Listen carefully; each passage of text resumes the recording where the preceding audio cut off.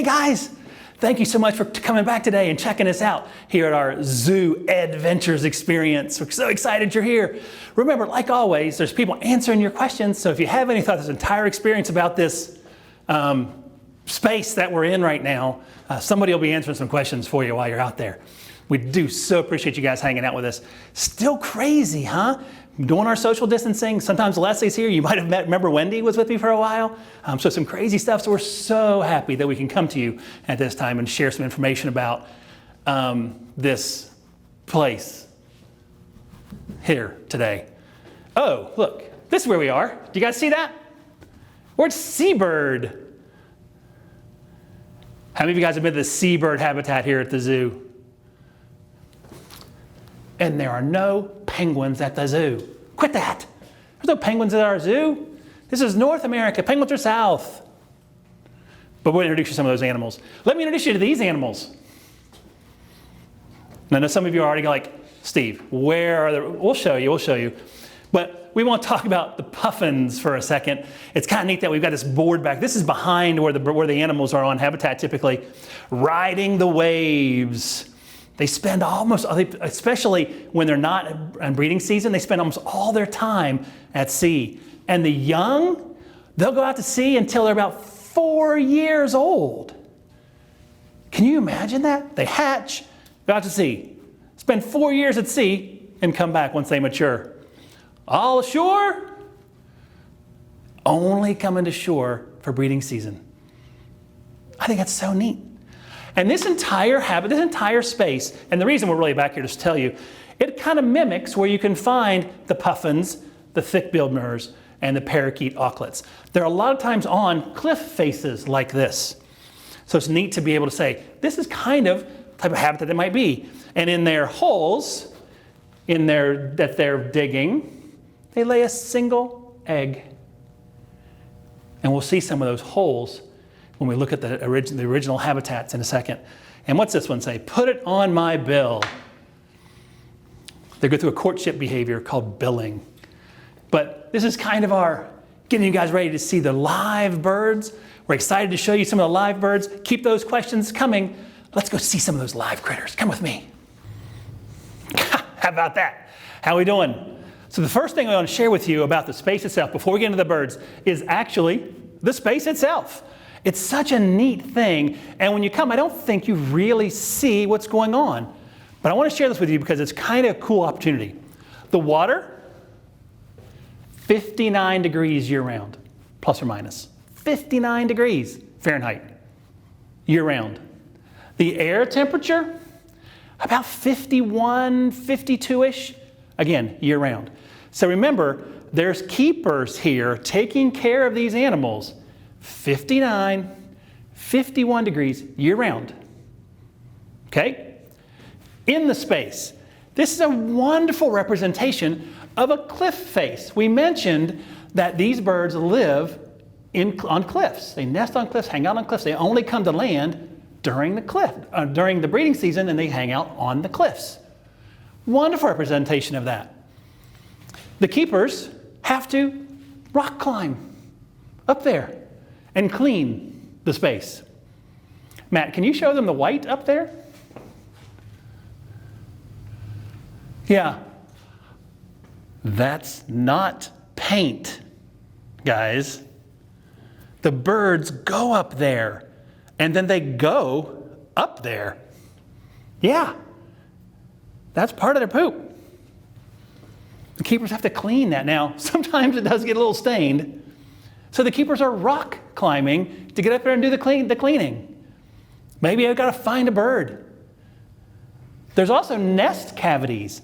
We mentioned these guys are nest cavities. They're nesting in cavities in the rocks on the cliffs. And there's some holes in here. See if cameraman Matt can get some of those holes.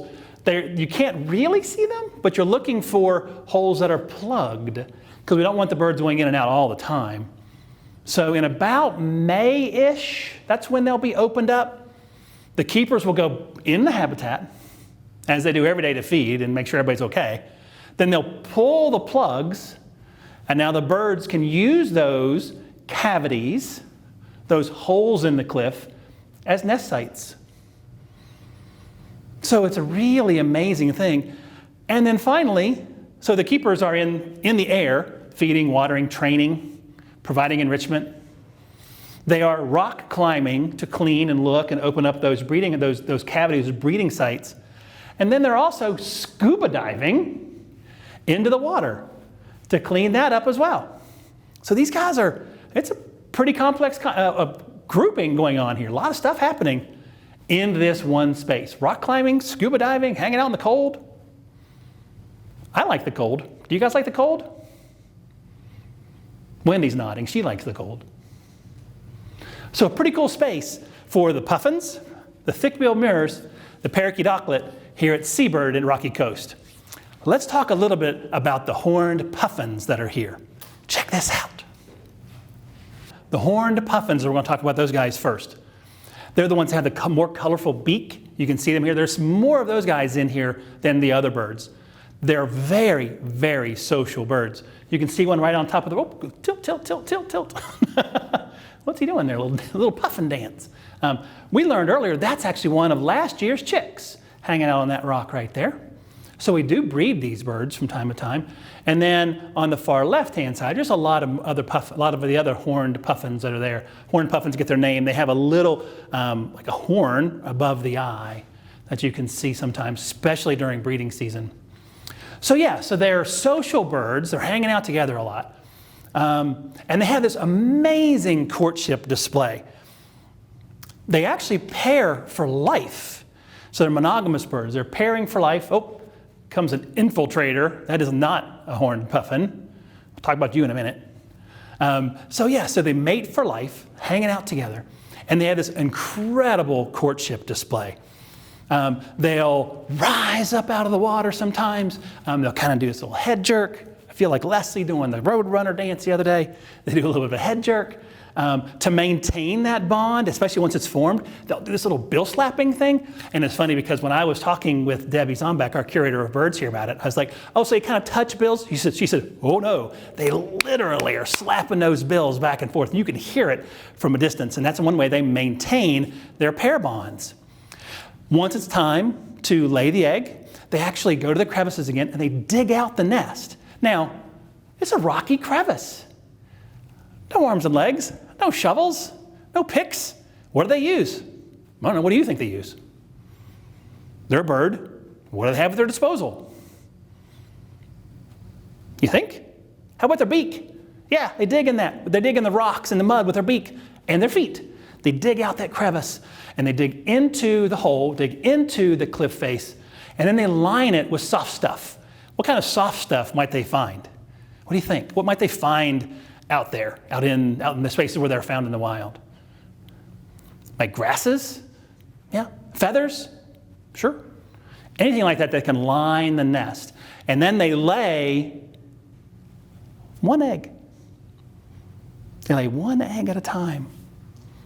As I mentioned earlier, once that egg hatches, about 40 days-ish incubation, they'll hang out with the bird, get the chick raised up, and once the bird fledges, it goes out to sea for up to 4 years. That just amazes me, that these birds, these little tiny birds, going out to sea for 4 years before ever coming back to land at all. It's really neat when you're here. I don't know if you've been here before, when they're swimming. So when they swim, it's almost like they fly underwater. They use their wings like they're flying underwater. You can see them back and forth sometimes. And it's like, that is the exact same motion you might see if they were in the air they're using underwater. They almost use their wings like flippers under the water, flying back and forth. It's kind of neat to watch. And they're doing that as they dive. The puffins can go down 100, 125 feet, and they're searching for prey. They're searching for fish, maybe squid and things like that. Those cold, they're a cold bird. They're living where the temperatures are cold. They're looking for prey that lives in cold water. And believe it or not, in their beak, in their bill, they can, oh, somebody just came by and said, hey, Steve, hi, Sally, it's good to see you too. I'm glad you're here. Social distance, great job. They'll actually hold the fish in their beak. And the birds are small. mean, you can get an idea how these aren't very big birds. They can hold 50 fish. Now, you're not looking at a big herring or something. They can do 50 fish in their beak, sideways, kind of crossways in their beak, and take it back to the nest where they're going to feed mom and maybe even the young. It's kind of a neat thing to think about. So it's that idea of being able to get underwater, using those wings like they're flying underwater. When they do come back to the nest, so let's say the offspring is coming back 4 years later, they're now going to be looking for their mate. They're going to look for their mate. They're going to establish that bond. They're going to go through that entire courtship display. They're going to dig out the nest. And then, amazing, when they leave that nest site and come back, they come back to the same nest site year after year after year. These birds might live 20 years. So they might come back to the same nest site 10, 15 years in a row. It's amazing as they're able to come back, find that space, and enjoy the same nest site. So those are horned puffins. Now, we asked one of the keepers, Melissa, to give us some personalities about some of the birds. And she said, oh, okay. So let me think. So she stopped and paused, and she said, well, we do have one pair here that's been mated for 22 years. Under human care, constant vet care, amazing care by the keepers, always being observant. The keepers are amazing in their observation skills. They can see things that you wouldn't even think about. All that care adds up to a longer lifespan under human care, under keeper care. So we have a pair here that's been together for 22 years. We have one, Melissa's words, not mine, that's a kleptomaniac. Anything they put in there, he steals and takes it to his nest site or takes it somewhere else. And as he's doing that, she was saying that his mate will kind of let it go for a while, and then finally she's like, enough. It's time to declutter. And she starts to kick things back out. And he's like, bringing it back. Do you know anybody like that by any chance? Somebody who's like, it's fine, it's mine. Oh no, get rid of it. No, I'm gonna keep it. So it's kind of neat. Another animal is, again, these are Melissa's words, not mine. I'm not gonna put any personalities on them because I'm guessing. We have a herring hog. Herring, you guys know what herring are? The fish? Yeah, so he's a herring hog. So apparently his favorite fish is the herring. He's always kind of coming in. She called the herring the Twinkie fish. So apparently it's a fish that a lot of the birds like. And this herring hog, Puffin, takes those herring for himself whenever he gets a chance to. So it's neat that our keepers, there you go. There's a little parade of thick-billed murres. They're like, you're done talking about puffins, talk about us. All right, guys, we can talk about you. We'll talk about the thick-billed murre here just because they decided to come out and visit. I think they were like, Steve, move on. Puffins are done. These are thick-billed murres. These are not penguins. Penguins are found south of the equator. You never see penguins and polar bears together. Quit that. But they do look a lot like penguins, don't they? They've got the black top, the white belly. That's counter shading. We hear that phrase sometimes. A lot of birds, some fish have counter shading, lighter on the belly, darker on the back. So if I'm a predator looking for an animal like this, I look up, that white belly kind of disappears against the sky. And if I'm a predator looking down on them, the dark back kind of helps them again blend in or camouflage, counter shading in the water. So thick-billed murre, amazing bird. Talk about a diver. We said the puffins can go 100, 125, maybe 130 feet. These guys can go 100, 300, maxing out at around 600 feet. That's the Washington Monument. That's 2 football fields down. Crazy. And they're going down looking again for fish, looking again for squid. They are a hunter. They're looking for those kind of meals underwater. Something that's really amazing about these guys is their eggs. Their eggs are really uniquely shaped. Hold on a second, I'm gonna grab one real quick. That's good. think this will work. Thank you very much, Wendy. Wendy helping me out again. So these are thick-billed myrrh eggs. And I'm kind of cheating a little bit. Shout out to my father. He made this. That's West Virginia cherry wood right there. So we gave him, I talked to the keepers, and I said, how big is a thick-billed myrrh egg? How long is it? How wide is it? What does it look like? Give me some pictures, please. And they did. They provided that. And I gave that to my dad. And I said, okay, Dad, I need you to make me a thick-billed myrrh model. And that's what he came up with. And it looks exactly right. It's a good job, Dad. This is what the thick-billed myrrh egg looks like when it's being laid. It has a beautiful pattern. Can you guys see that pattern? Each egg is a little bit different. Sometimes even the colors are a little bit different. It's thought that maybe Mom can recognize the pattern. Who knows? But the shape is so unique. Very pear-shaped, isn't it? Fat on one end, kind of tapered or skinnier on the other. And it's really important because, again, these guys are laying their nests. These guys are on these flat surfaces on the cliff face. Right? They're not in a nest. They're just right there. And that kind of pear shape prevents the egg from beginning to roll. So it can't roll out of the space. It prevents it from even starting to roll. If it does start to roll, it might roll in kind of a little bit of a circle because it's rolling on that one edge. Maybe you've done it with a light bulb. Maybe you've done it with the old incandescent light bulbs that are kind of shaped like that. And you push it, it kind of does a circle. And that's what this does. Kind of rolls in a circle. But before that even happens, that shape kind of prevents the egg from even rolling it at all. Another thing that really is kind of cool, when the thick-billed myrrh lays an egg, they also just lay one egg. Just lay the one egg over time. And they all hatch at about the same time. So all the thick-billed myrrhs in a colony are laying their eggs at about the same time. That means they're all hatching at about the same time. What's the benefit of that? Well, it's the benefit of having all your eggs hatch around the same time. Any thoughts? It's kind of neat once we tell you about it. Yeah, they begin to hatch at the same time.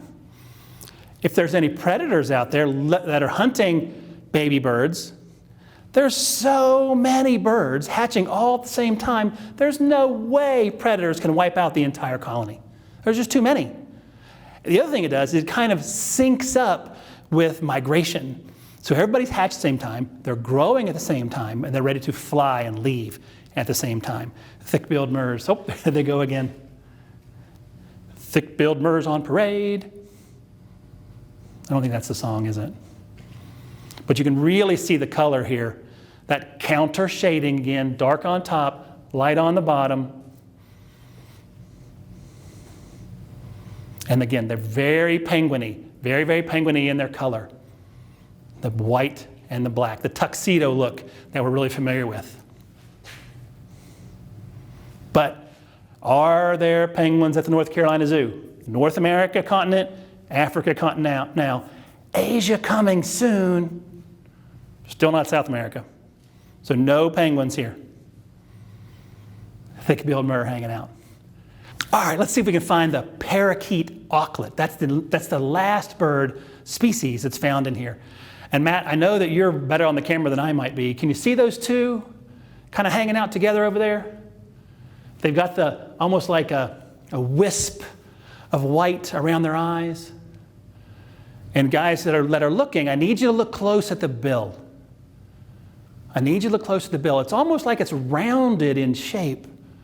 Or some of the other birds almost have a kind of a straight or like a little tiny hump in there.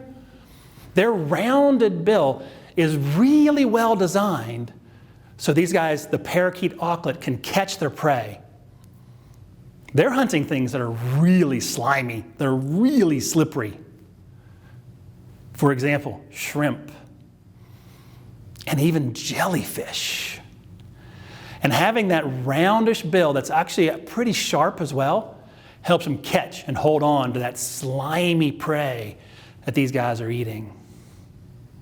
Parakeet Auklets. This is another tiny little bird that spends a huge amount of time out at sea, coming again to the nest only during breeding season. So there's times when these guys are spending months out at sea. And they do migrate. Can you imagine being a bird this size, over water, hanging out, going from Alaska all the way down to California and staying in the water? You're not landing. You're not hanging out on the land. You're going to the water, hanging out in the water, Alaska to California. Let's say you're a Siberian parakeet auklet. You might go from Siberia to Japan. And again, hanging out in the water. Parakeet auklets. Just amazing to think about that kind of migration, that kind of lifestyle for a bird like that. Even smaller than the puffin, even smaller than the thick-billed murre, hanging out, spending out so much of their time at sea. I think that's an amazing story. Did you guys see the little rounded hump on the bill? Giving them that ability again to hold on to their slimy, slippery prey, shrimp and jellyfish, for example. And we're talking about all these birds hanging out in the Arctic habitat. Again, we're at Rocky Coast habitat of the North Carolina Zoo. This is kind of our seabird space. You guys answered some good questions again. Thank you so much for doing that. And we have folks answering those questions still, so keep them coming. It's awesome. So this space represents that Arctic cliff face. But we need to be aware that these guys are adapted to that environment. And so is their prey. The prey items they're hunting after, we've mentioned squid, we've mentioned shrimp, we've mentioned jellyfish, fish, are adapted to those cold waters as well. But as the Earth's oceans can warm, sometimes those prey items are going deeper or they're going further away from the coastline. And even though the thick-billed murre can dive to 600 feet and the puffins dive to maybe 130 feet, if the prey is even going further than that straight down or out to sea, pretty soon these guys, they won't be able to find their prey. So in that way, they are an indicator species. They're indicating something about the environment. They can tell us something about the environment. Are things changing? Are things staying the same? By the presence or absence of the birds. We're still seeing them now, but we need to make sure that we're maintaining these really cold conditions where the birds are found, for the birds themselves and their prey items. So it's all connected. All of this is connected. It's not just impacting one thing. It's not just impacting another thing. We need to make sure those oceans stay nice and cold for the birds and the prey items that they eat. So that's seabirds. We talked about a little bit about puffins in the back. Talked about the puffin, the horned puffin, diving deep, that a really cool courtship of theirs, their life cycle, which is really neat. Talked about the thick-billed murre, which is not it's not a penguin, because they're found in the far north. Amazing divers. We talked about the parakeet auklet being able to spend a lot of their time out at sea, and the fact that these animals need and they're adapted to really cold conditions. They maintain those kind of really cold conditions where they're from in the far north. Thank you guys so very much. Remember, Monday, Wednesdays, and Fridays, Zoo EDventures coming at you all the time. I'm here with you today. Leslie will be back another time with another topic for you. So Monday, Wednesday, Fridays, 10 o'clock. We look forward to seeing you again. The zoo's going to be here for you now and in the future, and we can't wait to see you again. Stay safe. Talk to you soon. Bye, guys.